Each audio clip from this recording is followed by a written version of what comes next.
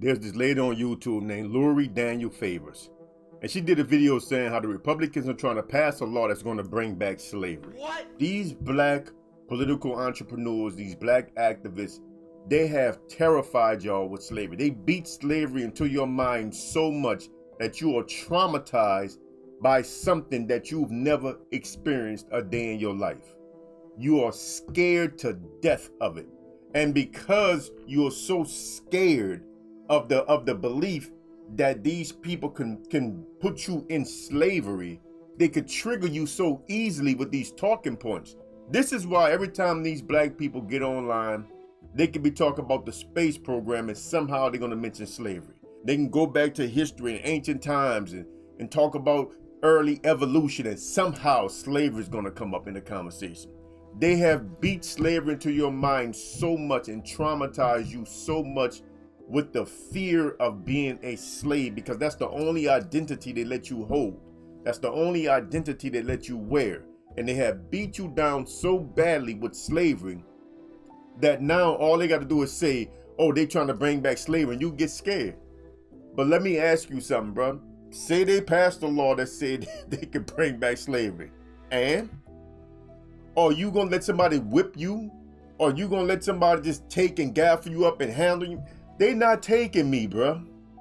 They not taking me.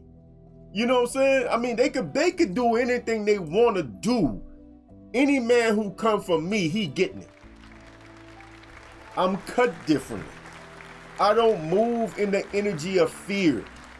You can't scare me by talking this crap, man, because I don't care. I don't care, bro. I know one thing, I ain't about to be nobody's slave. My ancestors were not slaves, and I ain't about to be nobody's slave, so they could do whatever they want.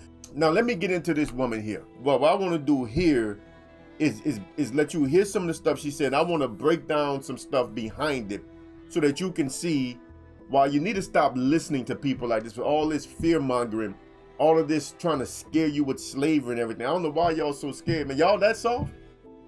Say them devils did say, man, that we about to make slavery legal again. Y'all scared?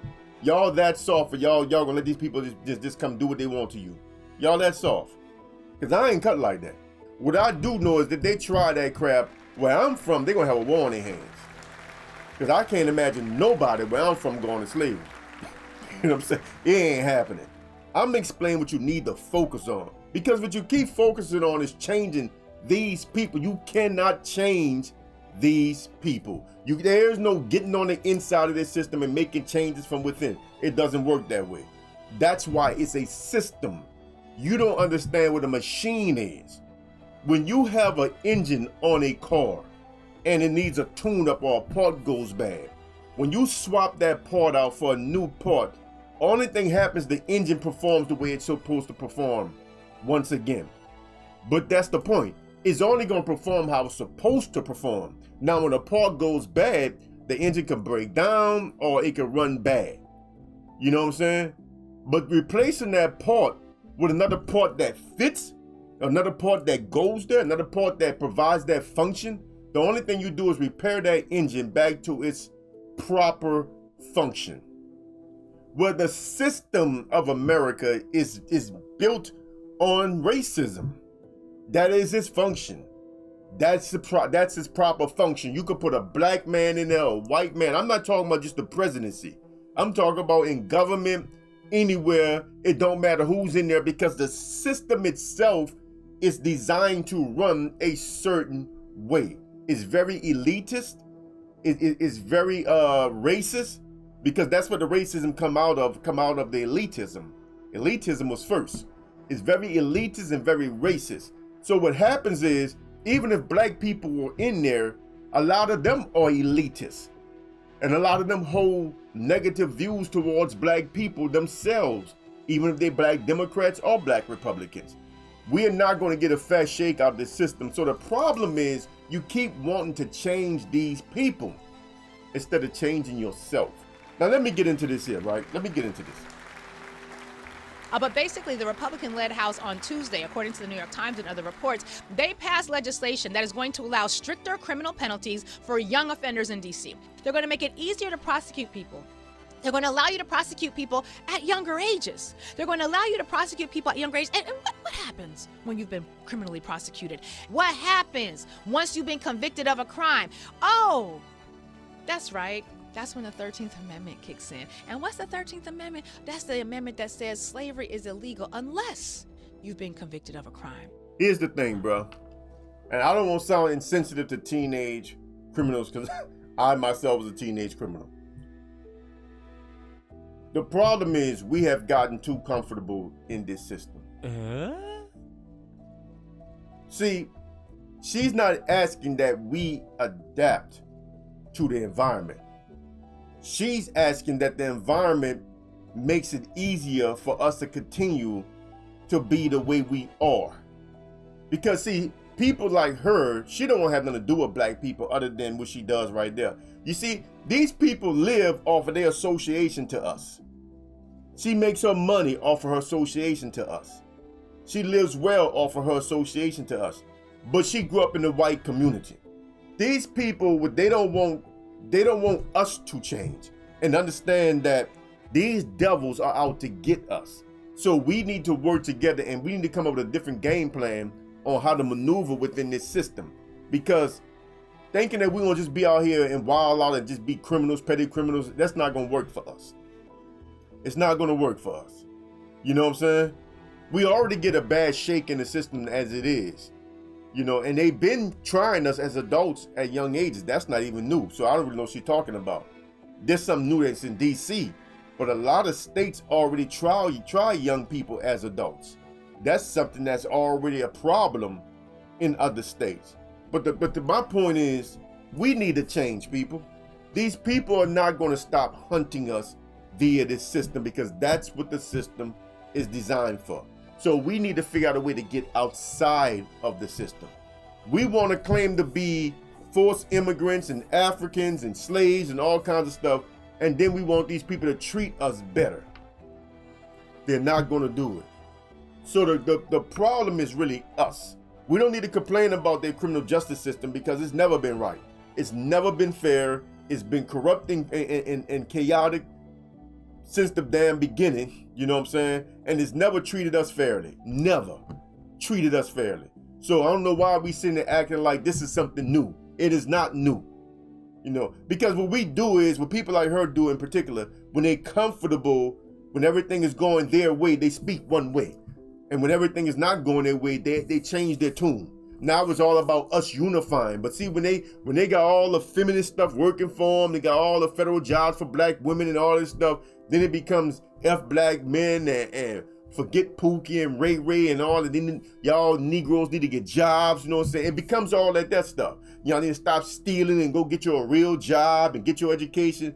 It comes to all that stuff. But right now, when it's Republicans in power, it's a different tune. She admitted early on that she was willing to disregard the systemic racism of the Clintons. She said it out her mouth. So it's okay when they do it, but it's not okay when the Republicans do it. That's basically what she's saying.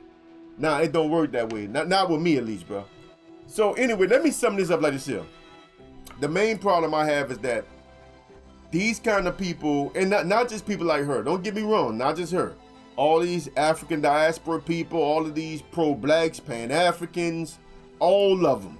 See, and this is the problem. Y'all get bombarded with this fear and traumatization of slavery from all angles. It doesn't matter where it's coming from. You're getting it all day from all of these YouTube content creators, from all of our talk show hosts, all of our news show hosts, everybody representing us, everybody talking for us or talking to us. Everything always go back to slavery. And this is the problem. You're so traumatized by something that you never experienced that you are now becoming desensitized to what's really going on around you. You're not really seeing the plays these people are making against us. You're not understanding the traps they are setting for us because you're so focused on slavery and reparations that because you want some money, you know what I'm saying, because you think that you could buy your way out of being black and all this stuff, you're not understanding we are in a precarious situation right now here in America. Our birth rates have declined all the way down to a negative. At least this is one of the reports I read. I don't know what you've read. That's what I've read. That we are actually in a negative, or shall I say we are below replacement level. Let me say that, which is a negative to me. We are below replacement level, which means if they can hold us off just as it is right now, we are going to go extinct anyway in a couple of generations. So many black women are choosing to opt out of marriage, opt out of black family life. You know what I'm saying? They can't get a white man, they ain't gonna settle down at all. You know what I'm saying? Because they have poisoned the sisters against us so badly. Then you got the red pill side of that that's doing the same thing to black men that feminism did to black women. Is poisoning black men, not only against black women, but against the black community as a whole. That's why there's a direct connection between red pill black men or manosphere black men and them voting Republican. It's a direct link to it. And it's not a coincidence. It's not a coincidence. So they're poisoning on the female side, they vote Democrat. On the men's side, they vote Republican. They're dividing us, bruh. And instead of us saying, man, none of this stuff is for us. I'm not about to let nobody poison my mind against my people, you know what I'm saying? I got to deal with everybody individually. I understand now all skin folks is kin folks, but I'm not going to automatically hate you either. You know what I'm saying? I'm going to give you a chance to show me where you stand. You know, you're not going to be my enemy by default. You're not going to be my friend by default either, but I'm going to treat you as a potential brother or sister when I first meet you. And that's going to be it. The answer is not to try to control their laws. The answer is for us to learn how to adapt to the reality that these people are trying to extinct us. They're trying to genocide us. They're trying to get rid of us. We need to understand that, and we need to figure out a way to circumvent their plans by first loving yourself and loving everybody in this country that looks like you.